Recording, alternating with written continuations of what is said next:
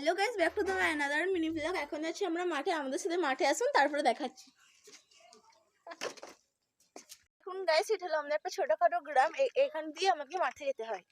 এটা হলো আমাদের ছোটখাটো একটা পুকুর, কত জল হয়ে গেছে দেখুন। এখানে এত জল তবু হয় না। দেখুন, ওইটা হলো নদী, ওই পাড়টাতে গেছিলাম, এটা হলো নদীর এই পাড়টা। মানে নদী বলা যায়, এটা ছোটখাটো একটা পুকুর, এত জল তার জন্য আমরা নদী বলছি।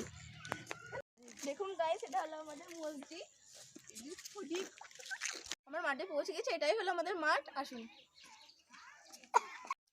দেখুন, এগুলো হলো আমাদের গ্রামের মানুষের সবজি লাগিয়েছে, পেঁয়াজ, ধনেপাতা। কি সুন্দর লাগছে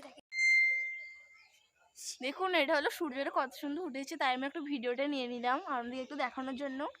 সেরকম লাভের মতন কাটে দেখুন গাইস, এটা হলো সেই পুকুরটা, মাঠ থেকে কত সুন্দর দেখা যাচ্ছে। ওখানে কত বাড়ি, মানুষরা বসে আছে ঘাটেতে। মাঠে এবার পেয়ারা খাবো, তারপর তোমাদের সাথে পুরো মাঠটা ঘুরে দেখাবো, চলুন। হ্যালো গাইস, দেখুন এগুলো হলো সর্ষে গাছ। এই সর্ষে গাছগুলো শুকিয়ে সর্ষে তোলা হয়, সর্ষেগুলো দিয়ে এগুলো এই মেশিনে এগুলো সর্ষের তেল হয় গ্রামের অনুযায়ী। কে কে সর্ষে গাছ দেখেছো কমেন্টে জানাও। এই পুকুরটা খুব সুন্দর। হয়নি প্রায় স্টার্ট। হ্যালো গাইস, দেখুন এটা মাঠের মাঝখানে খুব একটা বড় পুকুর, সব মাঠের মাঝখানে এটা অবস্থিত। এই বিয়েতে সবাই এখানে স্নানও করতে আসে বাজনা বাজিয়ে।